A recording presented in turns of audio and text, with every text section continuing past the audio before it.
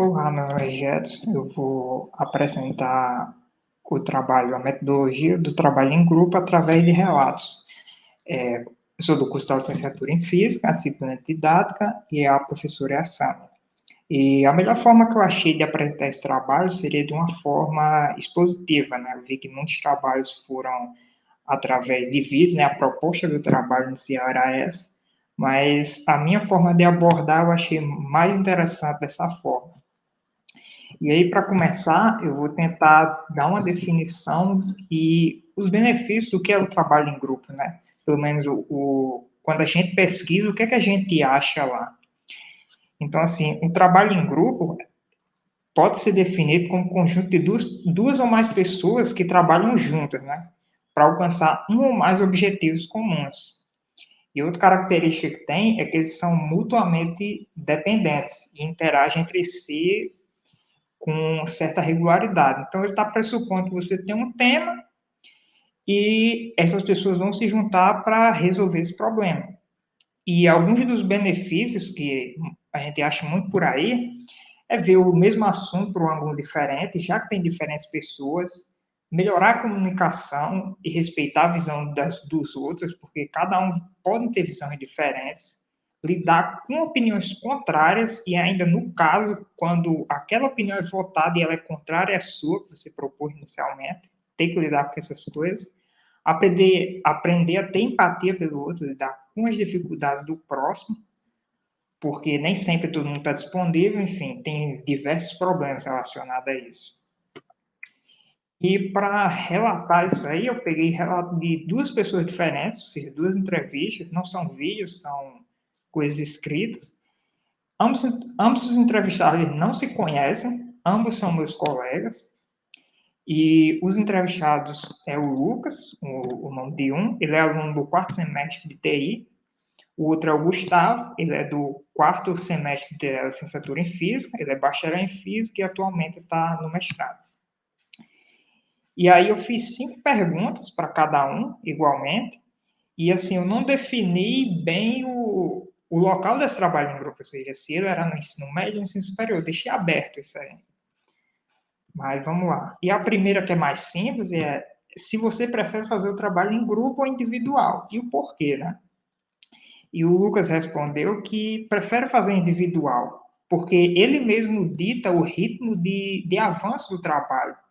Então, se ele precisa de algo, ele mesmo vai lá e faz, sem precisar depender da boa vontade da outra pessoa. Ele vai se evitar se chatear ou chatear os outros. Então, ele prefere essa abordagem mais individual, porque ele está tendo controle sobre tudo aquilo ali. E ele continua com a resposta que é o seguinte: pois tem uma sensação de que ambientes de estudo, escolas e cursos estão cheios de gente que estão ali só pelo canudo, adeptas ao esforço mínimo. Então, assim, do ponto de vista dele, ele acredita que sempre vai ter alguém ali que está procurando só entregar o trabalho. Então, assim, vai fazer o mínimo possível para aquilo dar certo. E aí ele continua, elas adiam ao máximo o início do trabalho e faltando poucos dias para o fim do prazo, elas querem se juntar para fazer uma porqueira, né, uma coisa ruim, qualquer entregar, sem falar os que aparecem só para perder o nome. E aí o Gustavo respondeu, depende muito do trabalho, ou seja, ele já vai apaziguar um pouco, porque ele vai definir tanto trabalho em grupo quanto individual. Então, eu coloquei, se for um trabalho que pode dividir em partes, um trabalho muito grande, é mais interessante fazer um trabalho em grupo. Mas se for um trabalho mais homogêneo, fica um pouco difícil de entender esse homogêneo, mas ele prefere fazer sozinho, sendo mais confortável porque ele tem o controle de tudo. Eu acho que com esse homogêneo ele quer dizer, se eu posso interpretar isso aqui, eu não perguntei depois, mas é um trabalho que é difícil de dividir, né? Não está bem, não é muito claro aonde é que divide esse trabalho. Então é isso que ele quer dizer com homogêneo. E aí eu perguntei, que pontos positivos você enxerga no trabalho em grupo? E se você puder explicar em poucas palavras. E aí o Lucas respondeu que o ponto positivo é administrar um grupo de trabalho heterogêneo. que tem um objetivo bem definido. Porque isso acontece no dia a dia de quando se chega à vida profissional. Ou seja, o fato de você trabalhar em grupo dá experiência para o futuro. Para quando você tiver um trabalho, trabalhar com pessoas, é você lidar com aquilo. E ele fala no final, lidar e se organizar com estranhos para realizar metas profissionais da empresa. Então, o ponto que ele defende de ter o trabalho em grupo é você aprender a lidar com pessoas diferentes. Entender elas, colocar opiniões, ouvir opiniões. E o Gustavo respondeu algo muito parecido. Uma das coisas que ele acrescenta, que está aí destacado, é a diminuição da carga de trabalho para cada pessoa. Se você tem um trabalho grande e você dividir aquilo ali, você vai ter uma diminuição da carga de trabalho. E aí, apesar desse texto todo que ele colocou, ele também coloca nessa parte final que a preparação para quando você precisar trabalhar com outras pessoas no mundo real, ou seja, no seu emprego, quando você precisar lidar com um grupo de pessoas na sua empresa. Você vai saber lidar porque você passou por isso antes, né? Então, eles enxergam isso como positivo, né? E aí, em contrapartida, eu faço essa mesma pergunta, só que os pontos negativos, né? Então, assim, o Lucas responde, por exemplo, que o ponto negativo é lidar com gente completamente desinteressada. Porque se na vida profissional a gente fizer esse corpo mole, como ele fala, for preguiçoso, isso vai render uma demissão, né? E num curso a pessoa se forma assim. Então, assim, o ponto que ele defende aqui no trabalho, você vai embora, né? A pessoa manda você embora se fizer corpo mole. Mas num trabalho em grupo seja de uma escola, do ensino básico, do ensino médio, do ensino superior, você tem uma chance de entregar de qualquer jeito e conseguir uma nota. Então, assim, enxerga essa possibilidade, né? E o Gustavo já fala que os pontos negativos é o seguinte, é também um pouco parecido, mas tem uma coisa que acrescenta mais. Você não tem o controle sobre toda a situação. Porque quando você está no trabalho em grupo, se você divide em partes ou não, você não sabe o que, todo mundo está fazendo, você não está com todo mundo. Cada um está na sua casa fazendo aquilo ali, principalmente nesse caso remoto, né? E você não sabe a dedicação, ou seja, ele coloca aí no final com a mesma dedicação que você tem para esse tipo de trabalho. Então, assim, o que ele diz é que se você está dedicando de uma forma, nem todas as pessoas vai dedicar naquele nível. Vai dedicar abaixo, às vezes mais acima. Então, assim, vai variar isso aí. Outra pergunta que eu fiz, né, que foi uma pergunta um pouco infeliz, porque eu perguntei só o porquê por si, mas é o seguinte, trabalho em grupo deixa mais ansioso que outros tipos de trabalho? Se sim, o porquê? Ou seja, eu perguntei o porquê só por sim, né? E aí o Lucas respondeu que sim, justamente pela incerteza de o trabalho ser concluído em tempo hábil, ou seja, o tempo pedido pelo professor, pelo profissional, e dois, o mesmo uma quantidade mínima para não se ter vergonha apresentar. E o Gustavo só respondeu não, né, para esse caso aqui. E aí, uma pergunta final que eu faço é: você conseguiria me indicar um ou mais de uma sugestão para um professor, ou seja, para aquele profissional que já está ali o professor, no caso da gente é a professora, para que ele possa melhorar a forma de realizar o trabalho em grupo, ou seja, dar um procedimento, alguma coisa que os alunos possam fazer. E aí o Lucas responde o seguinte: estabelecer submetas ou pontos de checagem para o trabalho, checkpoints. Ou seja, em tese, na visão dele, o professor ele teria o domínio daquele conteúdo e ele conseguiria ver onde é que mais ou menos os alunos têm que chegar, né? Para tirar dúvidas e também lidar com reclamações internas.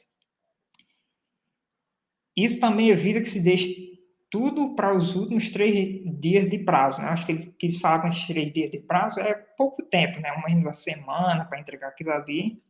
E traz à tona pessoas que fazem corpo mole, cria um sistema que torna claro o avanço do trabalho. Porque se você tem checkpoints e aquilo tá avançando, cada checkpoint você tá dando certo, então é porque o trabalho está avançando. Então a visão dele é isso. Se você tem checkpoints e o professor checa que cada aluno fez aquilo ali, o grupo como um todo, então ele está enxergando que aquilo está dando certo.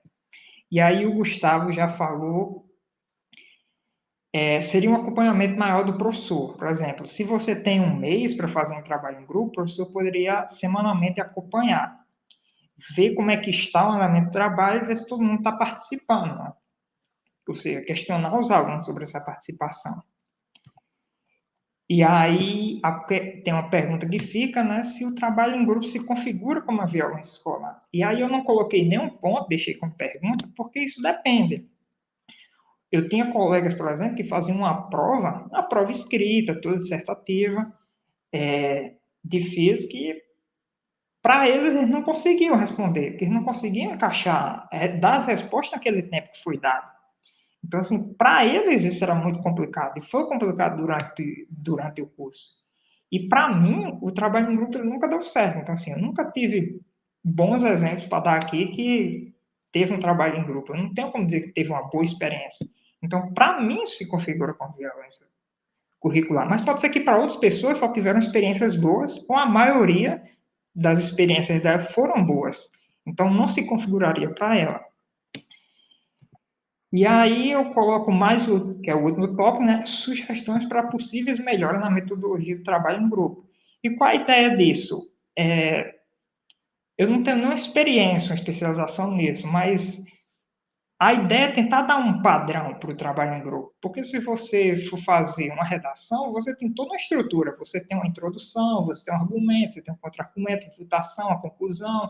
Dentro desse texto, você tem as regras da língua portuguesa que vai reger esse texto. Então, assim, você tem padrões. Para você fazer uma conta de matemática, uma de física, mexer com reações químicas, fazer um procedimento, você tem coisas mínimas, você tem que ter certos cuidados. E o trabalho em grupo parece que é só reunir as pessoas e dar um tempo.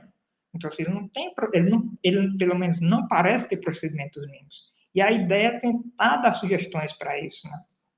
Para que os alunos possam se orientar. E aí eu coloquei 6, né? Que é o primeiro é sugerir que na primeira reunião do grupo tenha a votação ou sorteio para um mediador interno, com possível vice-mediador interno. O que é esse mediador? A gente tem o que eu posso dizer de mediador externo. Quem seria esse mediador externo? O que é esse mediador? É o professor ou a professora. Quando a professora vem para a reunião de todo o grupo para ver como é que está acontecendo, ela está sendo uma mediadora, está escutando todo mundo, está vendo as reclamações e está tentando ajudar. E o que, seria o mediador interno? Uma pessoa do próprio grupo. Porque, às vezes, o grupo ele tem mais reuniões entre si do que com o professor. Então, assim, a pessoa que está dentro do grupo, ela está por dentro de tudo, de todas as ideias, de todas as pautas.